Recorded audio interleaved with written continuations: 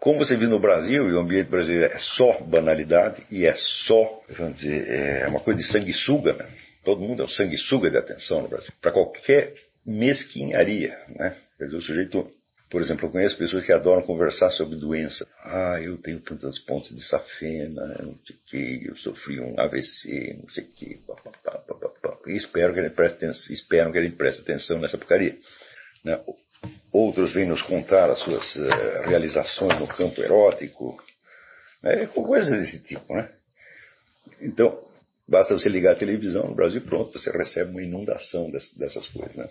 Não tem nada que preste. E se você vai, bom, agora eu vou para a universidade, eu vou para um ambiente mais civilizado, né? O que eles vão te dar lá? Né? Vão te dar como aquela menininha que trabalhou no filme, até esqueci o nome do filme, é 1 contra 1000, uma coisa, 1000 contra 1, baseado no livro do William Lima da Silva, que era o chefe do Comando Vermelho, né? Então aparece lá uma atriz dando uma entrevista, dizendo, não, porque aqui a gente vive no mundo da classe média carioca, mas daí eu li os livros do fulaninha de tal, que mostra, né, toda esta coisa do banditismo e tal, foi um outro mundo que eu descobri. Então ela acha que ela descobriu o narcotráfico, né? Ela tem uma ampliação cultural absolutamente formidável, né? E eu me lembro que desde os anos 40, mais ou menos, tem pessoas que passam por essa experiência, descobrem que existe o banditismo em torno, né? E não percebe que o banditismo também faz parte da própria banalidade em torno, né? Você tem uma ampliação do seu horizonte sociológico, adquirindo informações que, no fim, não têm importância nenhuma. Não é isso? Se você pensar o que são esses 50 mil brasileiros que morrem por ano, são a repetição banal de uma realidade macabra. Quer dizer, o macabro se tornou banal também, né? Então, eu não creio que esta penetração nas misérias sociais seja efetivamente uma ampliação da inteligência, um crescimento da inteligência. Por quê? Porque ela se constitui apenas, vamos dizer, de dados homogêneos. Né? Isso quer dizer que milhões de cigarros de maconha, né, milhões de pacotinhos de cocaína, não contém nenhuma informação a mais, além do primeiro cigarro de maconha ou do primeiro pacotinho de cocaína. Então isso aí, vamos dizer, são informações desse tipo que você tem acesso nas universidades. Quer dizer, eles vão te fazer uma penetração na banalidade, uma absorção de banalidade, né, disfarçada de tomada de consciência. Alguns chamam até de conscientização, essa porcaria. Então, como não há mudança, não há um acréscimo qualitativo, não é ampliação nenhuma. Você está apenas tomando nota de mais fatos banais que não significam grande coisa, né? Agora, isso não acontece, por exemplo, quando você lê um diálogo de Platão, porque ele vai inaugurar possibilidades cognitivas que você não tinha antes. Ele não está apenas te dando novos fatos da mesma ordem, do mesmo plano, mas está te elevando a um outro plano, de onde todos os fatos aparecem transfigurados. E é esta a experiência que você tem que ter. Não é isso? Mas, na Universidade Brasileira, você é capaz de até transformar um texto de Platão numa investigação de banalidade. Você veja que, por exemplo, nos últimos 30 ou 40 anos, começaram a aparecer milhares de livros onde a obra dos poetas, dos filósofos, etc., é diretamente associada, vamos dizer, à sua vida sexual real ou suposta. Porque eu acho que assim, qualquer investigação da vida sexual ali é sempre suposta. Se há uma coisa que ninguém fica sabendo, na verdade é isso, né? Mas você pode ouvir falar alguma coisa, especular. O mais incrível é as pessoas acharem, então, que a vida sexual é o centro de construção da personalidade. O que é uma coisa realmente impossível. Se é uma coisa impossível, é esta. Mas as pessoas apelam para o Dr. Freud, e o básico que eu posso dizer do Dr. Freud é que é o seguinte, é que é um sujeito inconsciente, idiota. Um cara que não tinha a mais mínima autoconsciência, e que inventava coisas para justificar uma mitologia pessoal dentro da qual ele viveu, de certo modo, para justificar que comia cunhado, né? Então, em matéria de conhecimento da alma humana, o Dr. Freud não é nenhuma autoridade, né? Embora alguns fatos que ele tenha observado de fato existam, mas isso não quer dizer nada. Muito bem. Também em função do mesmo problema, E já que eu estava falando a biografia do Pound, então me perguntaram para o Pound do que Pound esteve na cadeia durante 12 anos, né? Sem nenhuma acusação formal, sem nenhum processo, até hoje não se sabe exatamente o que ele estava fazendo lá. Mas eles perguntaram para ele, e todo dia recebia visitas. Né? Então perguntaram para ele do que ele conversava com as visitas. Daí ele respondeu com uma citação latina que eu não sei, eu acho que é de Virgílio, mas não tenho certeza. Né?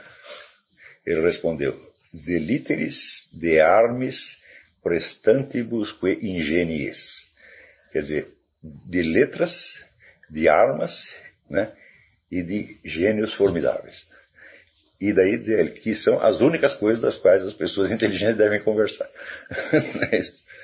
Então, as conversas também são extremamente importantes para isso.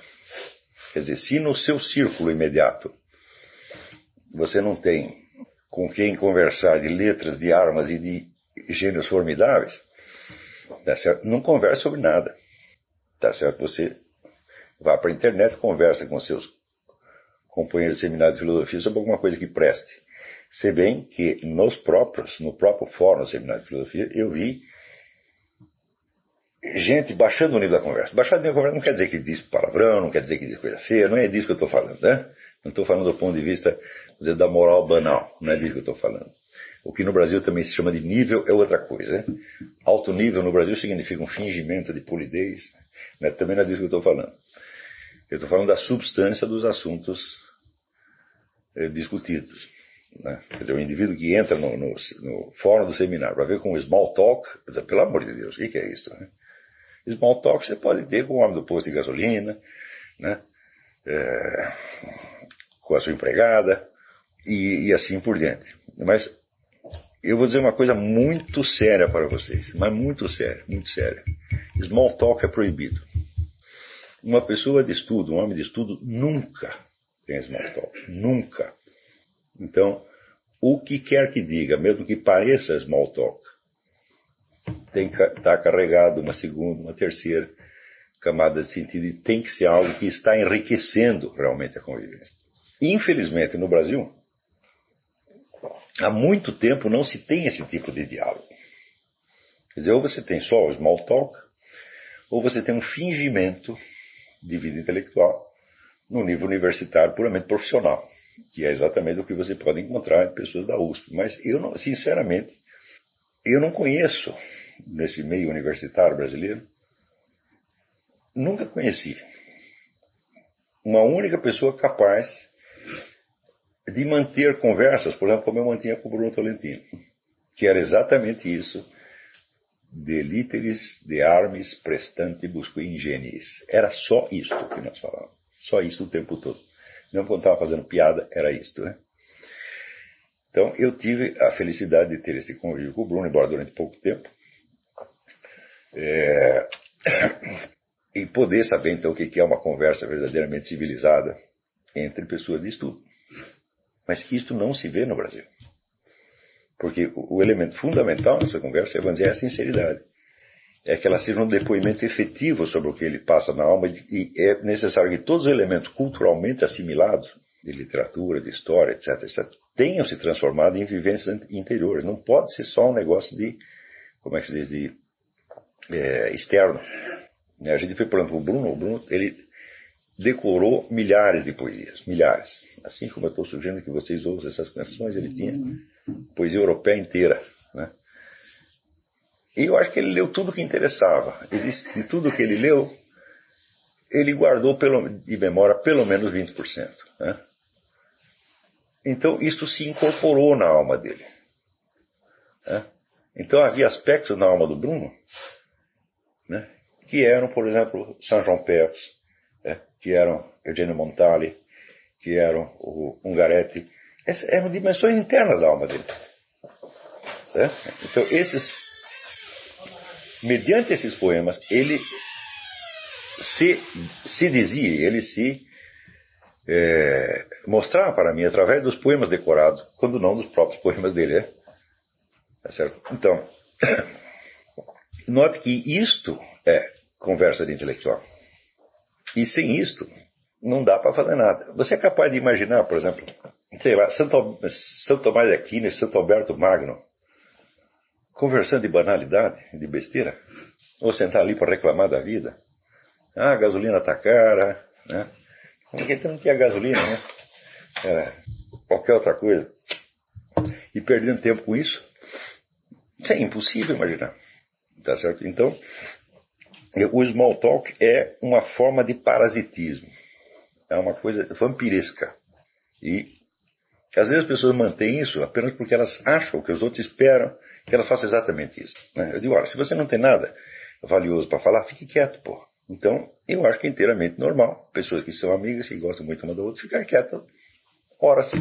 Até que a Isabela, ela é minha testemunha.